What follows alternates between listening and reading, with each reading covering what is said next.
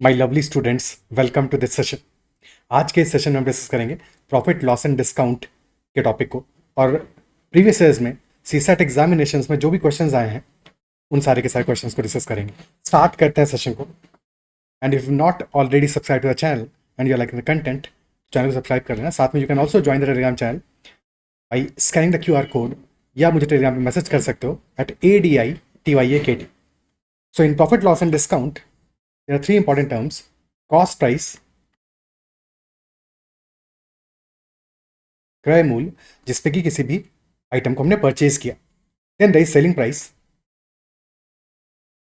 विक्रय मूल्य जिसपे कि हम किसी भी आर्टिकल को सेल कर रहे हैं। एंड मार्क प्राइस, अंकित मूल्य।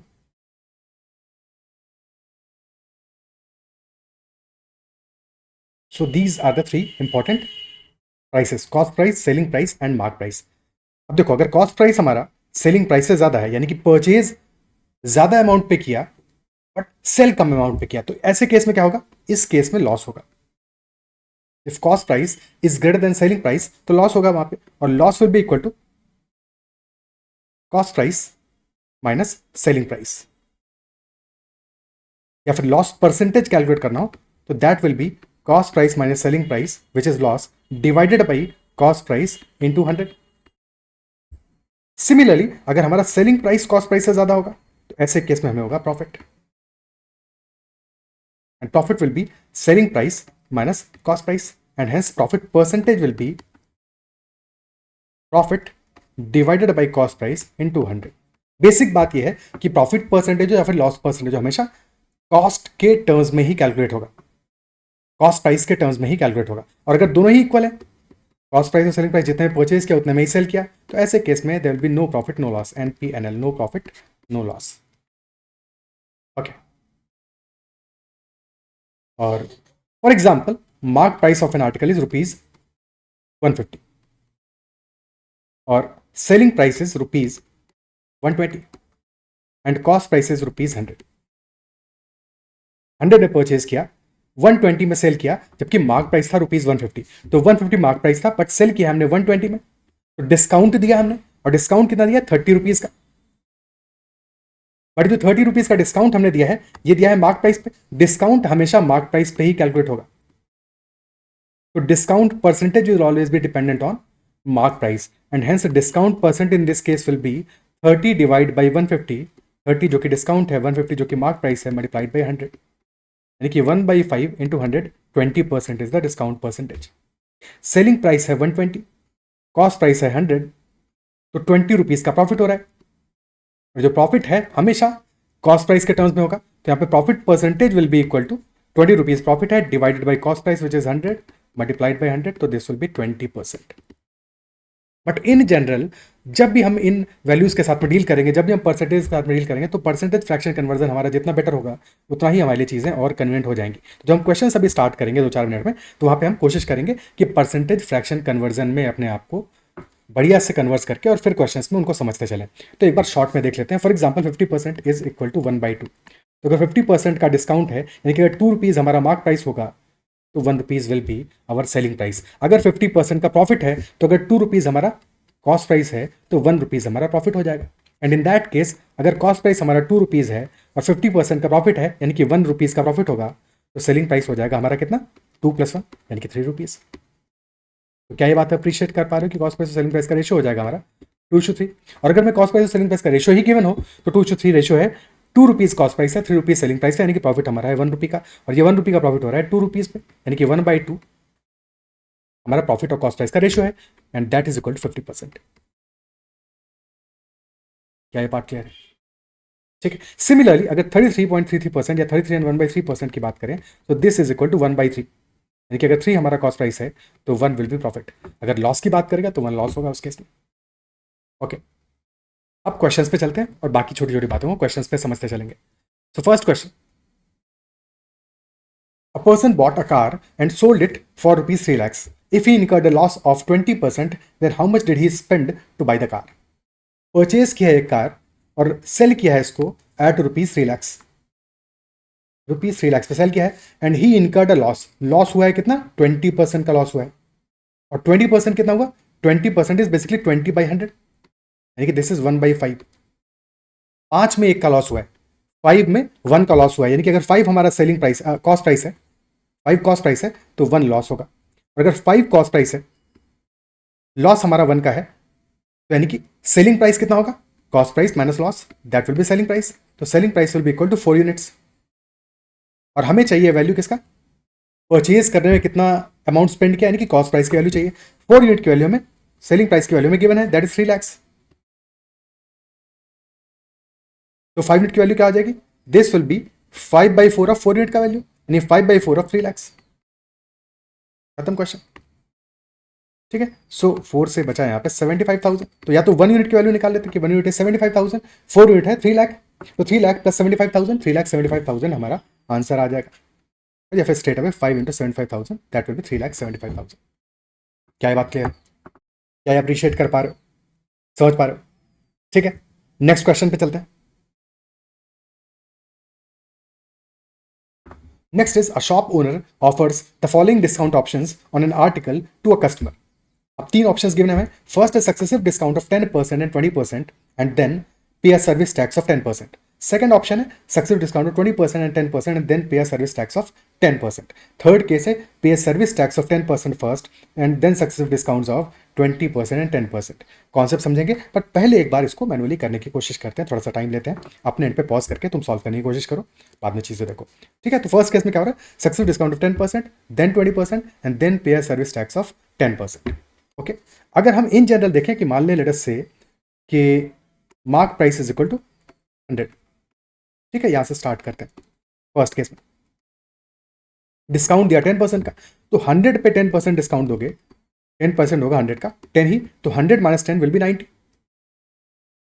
अब फर्दर डिस्काउंट देंगे 20% का, और 20% क्या होगा, 20 होगा, सॉरी 20 नहीं होगा, 20% किसका, 90 का निकालेंगे आप, तो 90 का 20% यानी कि 1/5 हो जाएगा 18। 20% यानी कि 1/5 हो जाएगा, 90 × 1/5 18, 90 - 18 विल बी 72। 72 हमारा प्राइस बचा आफ्टर डिस्काउंट, बट अब इसमें सर्विस टैक्स भी पे करना है तो उसको ऐड करना पड़ेगा, तो प्लस सर्विस टैक्स है 10%, 72 का 10% हो जाएगा 7.2, तो ऐड कर दोगे 72 प्लस 7.2 विल बी 79.20 रुपीज। तो अगर मार्क प्राइस हमारा 100 था तो 79.20 अल्टीमेटली हमारा प्राइस हुआ फर्स्ट सिनेरियो में। सेकंड सिनेरियो में बात क्या बनेगी, पहले हम डिस्काउंट देंगे 20% का, फिर देंगे 10% का, और फिर पे करेंगे सर्विस टैक्स 10% का। तो 100 से स्टार्ट किया हमने, पहले डिस्काउंट तो 20%, 20% ऑफ 100 विल बी 20 ओनली, तो 100 - 20 हो जाएगा 80। फिर 80 का 10%, 10% क्या होगा 80 का 1/10, 10% यानी कि 1/10, 10/100 यानी कि 1/10, और 80 का 1/10 हो जाएगा 8, 80 - 8 विल बी 72। तो क्या ये बात ऑब्जर्व कर पा रहे हो कि चाहे हम पहले 10% का डिस्काउंट दें, फिर 20% का डिस्काउंट दें, या पहले 20% का डिस्काउंट दें, फिर 10% का डिस्काउंट दें, इन बोथ केसेस हमारा जो अमाउंट बाद में बन के आ रहा है वो तो 72 ही बन के आने वाला है। यानी कि order is not relevant in these cases, order यहाँ पे इंपॉर्टेंट नहीं है। और फिर इसके बाद में अगेन 72 पे तुम 10% ऐड करोगे तो हमारा अमाउंट बन जाएगा 79.20 रुपीज। इनफैक्ट थर्ड सिनेरियो में ऑब्जर्व करोगे कि तुम्हारे डिस्काउंट का अगर डिस्काउंट वैल्यूज और फिर साथ में फर्दर तुम एडिशन भी करो, जैसे सर्विस टैक्स हम एडिशनल ऐड कर रहे हैं, इनका ऑर्डर कुछ भी रखो उससे फर्क नहीं पड़ता as long as percentage values हमारी सेम है। तो फर्दर यहाँ पे क्या है, पहले हम सर्विस टैक्स ऐड करें तो 100 + 10% यानी +10, 110 हो गया। अब इसके बाद में डिस्काउंट दे रहे हैं 20% का, बट 20% कितना होगा 110 का, 1/5 दैट विल बी 22, तो 110 - 22 दिस विल बी 88। अब फर्दर तुम 10% सब्ट्रैक्ट करोगे, 10% हो जाएगा कितना 1/10 यानी कि 8.80 रुपीज। 88 में 8 सब्ट्रैक्ट किया, आ गया 80.80 सब्ट्रैक्ट करोगे आ जाएगा 79.20, यानी कि तीनों ही केसेस में हमारा जो फाइनल अमाउंट है वो सेम ही आ रहा है, सेम ही आ रहा है, isn't it so? तो आंसर हमारा हो जाएगा all the options are equally good for the customer. Lesson क्या है हमारा, लेसन ये है कि ऑर्डर फर्क नहीं पड़ता। फॉर एग्जांपल पहले हमने 10% इंक्रीज किया एक वैल्यू को, फिर हमने 30% से इंक्रीज किया उस वैल्यू को, फिर हमने 20% से डिक्रीज किया। अब इसके बजाय हमने पहले 30% से इंक्रीज किया, फिर 20% से डिक्रीज किया, और फिर 10% से इंक्रीज किया, या फिर हम पहले 10% से इंक्रीज करें, फिर 20% से डिक्रीज करते हैं, और फर्दर फाइनली 30% से इंक्रीज किया। इन ऑल दीज केसेस हमारा जो फाइनल अमाउंट है वो सेम ही रहेगा, as long as initial value same था, और सारे के सारे जो हमारे इंक्रीज और डिक्रीज हैं वो उनकी वैल्यू सेम थी, बस ऑर्डर डिफरेंट था। तो ऑर्डर हमारा मैटर नहीं करेगा ऐसे केसेस में, ऑर्डर डज नॉट मैटर। क्या ये बात क्लियर है? ठीक है, तो इस लेसन के साथ में चलते हैं अगले क्वेश्चन पे। Next question is Rakesh had money two by 8 mobile handsets of a specific company, but the retailer offered very good discount on that particular handset. Rakesh could buy 10 mobile handsets with the amount he had. So what was the discount the retailer offered? 15%, 20%, 25% या फिर 30%? क्या discount percentage रहा होगा? Pause the video and solve it.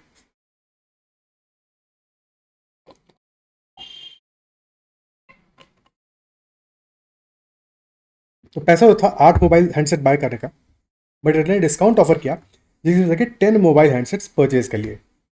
Okay, तो in any such case देखो, एक amount अगर हम एज्यूम कर लें कि पहले वाले केस में 8 मोबाइल हैंडसेट परचेज करा था Rakesh, but due to discount वो 10 मोबाइल हैंडसेट परचेज कर पाया, 2 ज्यादा परचेज कर पाया। तो मान लिया 8 और 10 का एलसीएम ले लो। एलसीएम क्या आएगा? एलसीएम आ जाएगा 40। 40 मान लो वैल्यू, 80 मान लो, 120 मान लो, कोई वैल्यू मान लो, एज लॉन्ग एज मल्टीपल है तो हमारे लिए डिवाइड करना चीजों में आसान रहेगा।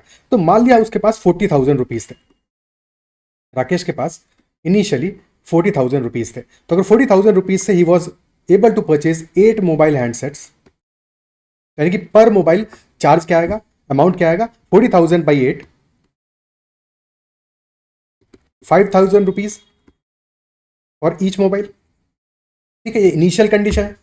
फाइनली क्या हुआ? टोटल वो 10 मोबाइल परचेज कर पाया, तो उसको कॉस्ट कितना पड़ा? 40,000 बाई 10, 4,000 रुपीज इसका। 5,000 इनिशियल कॉस्ट होता, यानी कि अगर डिस्काउंट नहीं मिला होता, विदाउट डिस्काउंट, अगर कोई डिस्काउंट नहीं होता तो 5,000 रुपीज कॉस्ट पड़ता उसको, बट विद डिस्काउंट उसको कॉस्ट पड़ा 4,000 रुपीज का। तो डिस्काउंट कितना हुआ? डिस्काउंट हुआ हमारा 1,000 रुपीज का, और 1,000 का डिस्काउंट किस पे हुआ है? 5,000 रुपीज के मार्क प्राइस पे। तो डिस्काउंट परसेंटेज हो जाएगा हमारा 1,000 बाई 5,000 इंटू 100 या फिर 1/5, यानी कि 20%। 20% है कि नहीं? क्या ये बात क्लियर है? दूसरा तरीका समझने का ये है कि 8 मोबाइल हैंडसेट्स वो इनिशियली परचेज कर पा रहा था, बट ड्यू टू डिस्काउंट अब वो 10 मोबाइल हैंडसेट परचेज कर पा रहा है, यानी कि 2 मोबाइल हैंडसेट एक्स्ट्रा परचेज कर पा रहा है, 2 एक्स्ट्रा परचेज कर पा रहा है। टोटल 10 परचेज कर पा रहा है, जिनमें से कि 2 एक्स्ट्रा है। तो उसके पास अमाउंट तो देखो 8 मोबाइल हैंडसेट का ही था, बट अब वो परचेज कर पा रहा है 10, 2 ये एक्स्ट्रा परचेज कर पा रहा है ड्यू टू डिस्काउंट। तो जो डिस्काउंट है इफेक्टिवली टोटल 10 में से 2 का ही तो डिस्काउंट हुआ, टोटल 10 में से 2 का ही तो डिस्काउंट हुआ। तो अगर 10 में से 2 का डिस्काउंट हो गया तो डिस्काउंट कितना हुआ? 2/10 का या फिर 20% का, 20% का स्ट्रेट अवे। तो अगर ये बात समझ में आ गई तो फिर तो क्वेश्चन में देखते ही आंसर कर दोगे कि 2/10 यानी कि 20% का डिस्काउंट है। बट ध्यान ये रखना है कि टोटल 10 उसने परचेज किए हैं और जिनमें से कि 2 उसको एक्स्ट्रा मिल गए हैं, क्योंकि इनिशियल कंडीशन में 8 मिल रहे थे। ये बात समझ में आनी चाहिए। 8 में से 2 यानी 25% वाली गलती नहीं करनी है, ये बात ध्यान रखना है अगर तुम इस तरह से कर रहे हो। अदरवाइज जो कन्वेंशनल अप्रोच है पहला हमारा कि हमने एक वैल्यू एज्यूम कर लिया और फिर वहां से चीजों को डिड्यूस किया, उस तरह से काम करोगे। क्या ये क्लियर है? ठीक है, नेक्स्ट क्वेश्चन पे चलते हैं। A shopkeeper sells an article at ₹40 and gets X% profit. 40 rupees पे सेल किया, X% का प्रॉफिट हुआ। However when he sells it at ₹20 तो he faces same percentage of loss. पहले वाले केस में प्रॉफिट है, दूसरे वाले केस में लॉस है, लेकिन दोनों के केसेस में परसेंटेज जो है वो सेम है। और हमें पता है कि प्रॉफिट परसेंट हो या फिर लॉस परसेंट हो, दोनों ही हम कैलकुलेट किस पे करते हैं? कॉस्ट प्राइस पे। कॉस्ट प्राइस से कैलकुलेट करते हैं। तो अगर परसेंटेज सेम है दोनों का, तो यानी कि प्रॉफिट और लॉस की वैल्यू भी सेम होगा। प्रॉफिट और लॉस दोनों की वैल्यू भी सेम होगा, बिकॉज कॉस्ट प्राइस तो सेम है दोनों केसेस में, यानी कि profit must have been equal to loss. 20 rupees पे जब उसने सेल किया तब उसको हुआ है लॉस, 40 रुपीज पे जब उसने सेल किया तब हुआ है प्रॉफिट। और अगर प्रॉफिट और लॉस इक्वल है, यानी कि जो हमारा कॉस्ट प्राइस है that must be exactly in the middle, यानी कि दोनों वैल्यूज का एवरेज होगा, दोनों ही वैल्यूज का एवरेज होगा। क्योंकि हमने लेट अस से प्रॉफिट और लॉस दोनों इक्वल है, मान लिया x के बराबर है, ठीक है। तो CP माइनस एक्स इज 20 और CP प्लस एक्स इज 40। अब तुम इन दोनों इक्वेशंस को ऐड कर दोगे तो x तो कैंसिल आउट हो जाएगा, तो 2 times of CP will be equal to 20 plus 40, या फिर कॉस्ट प्राइस हमारा आ जाएगा इक्वल टू पहली वैल्यू प्लस दूसरी वैल्यू डिवाइड बाई 2 यानी कि दोनों वैल्यूज का एवरेज। तो स्ट्रेट अवे ऐसे किसी भी केस में हमारा जो कॉस्ट प्राइस होगा that will B average of the two values, यानी कि 40 + 20 डिवाइडेड बाई 2, 30 रुपीज़ हमारा एवरेज होगा और वही कॉस्ट प्राइस होगा। बट ये सिर्फ और सिर्फ तब होगा जबकि प्रॉफिट परसेंट और लॉस परसेंट दोनों केसेस में सेम हो। क्वेश्चन को थोड़ा सा मॉडिफाई करते हैं ताकि और चीज़ें बेटर क्लियर हो। कभी क्वेश्चन ऐसा भी कह सकता है कि एक केस में 20 रुपीज़ में सेल किया तब तो लॉस हुआ, दूसरे केस में 40 रुपीज़ में सेल किया तब तो प्रॉफिट हुआ। बट फर्क यह है कि जब उसको लॉस हुआ और जब उसको प्रॉफिट हुआ, जो इनका रेशियो है, लॉस और प्रॉफिट का जो रेशियो है दैट इज 2:3, दैट इज 2:3। ठीक है, तो फिर यहां पे हमें मानना पड़ेगा कि मान लिया कि 2x का लॉस हुआ, उसको कॉस्ट प्राइस की कोई वैल्यू नहीं होगी। जब लॉस हुआ उसको 2x का लॉस हुआ और जब प्रॉफिट हुआ 3x का प्रॉफिट हुआ। ठीक है, तो CP - 2x दैट इज 20 और CP + 3x that is equal to 40। अब यहां पे क्योंकि हमें x की वैल्यू कैलकुलेट करनी पड़ेगी तो इसलिए CP को हम पहले रिमूव करते हैं। ठीक है, कैसे रिमूव करेंगे? सेकंड इक्वेशन में से पहली इक्वेशन को घटा दो, तो सेकंड माइनस फर्स्ट, CP वाला पार्ट कैंसिल हो जाएगा, 3x + 2x 5x will be equal to 20, x equal to 4 आ जाएगा। और जैसे ही x इक्वल टू 4 आ गया तो हमारा CP क्या हो जाएगा? 20 + 2x, यानी कि 20 + 2 × 4 यानी कि 28 रुपीज़ हमारा कॉस्ट प्राइस होगा। ठीक है, this is a different question, इस क्वेश्चन की बात नहीं कर रहे, हमने थोड़ा सा क्वेश्चन को मॉडिफाई किया और आंसर आया इस केस में 28 रुपीज़। क्या ये बात अप्रिशिएट कर पा रहे हो, समझ पा रहे हो? ठीक है, तो एक वैरायटी हमने और देख लिया। आगे बढ़ते हैं, अगले क्वेश्चन पे चलते हैं। Next question is from CSAT 2016 paper. A person allows a 10% discount for cash payment from the mark price of a toy. तो 10% डिस्काउंट मिलता है अगर कैश पेमेंट में करता है, और इसके बाद भी ही मेक्स अ 10% गेन। 10% के डिस्काउंट के बाद भी प्रॉफिट कितना हो रहा है? 10% का प्रॉफिट हो रहा है। तो what is the cost price of the toy which is marked ₹770? तो मार्क प्राइस हमें गिवन है दैट इज ₹770। मार्क प्राइस है ₹770, 10% का डिस्काउंट कर देते हैं। 770 का 10% यानी 1/10 हो जाएगा 77। सब्ट्रैक्ट कर दो, 770 - 70 700 - 7 693 रुपीज। ये हमारा आ गया सेलिंग प्राइस। और क्वेश्चन ये कह रहा है कि still he makes a 10% gain, 10% का भी प्रॉफिट हो रहा है कि नहीं? 10% का गेन हो रहा है तो कॉस्ट प्राइस क्या होगा? 10% यानी कि 1/10। तो अगर 10 हमारा कॉस्ट प्राइस है तो 1 प्रॉफिट होगा, 10 कॉस्ट प्राइस है 1 प्रॉफिट है। तो अगर CP 10 है, हमारा प्रॉफिट 1 है, तो सेलिंग प्राइस हो जाएगा 10 + 1 11, और हमें 11 यूनिट की वैल्यू गिवन है। तो 11 यूनिट की वैल्यू कितनी है? 693। 10 यूनिट की वैल्यू निकालनी है, कॉस्ट प्राइस की वैल्यू निकालनी है, तो 11 से सिंप्लीफाई कर लो, 11 6 66, 11 63, 1 यूनिट की वैल्यू आ गई, तो 10 यूनिट्स की वैल्यू आ जाएगी 10 × 63, 630 रुपीज, यानी कि कॉस्ट प्राइस हमारा आ जाएगा 630 रुपीज। ऑप्शन सी आंसर आ जाएगा। क्या क्लियर है?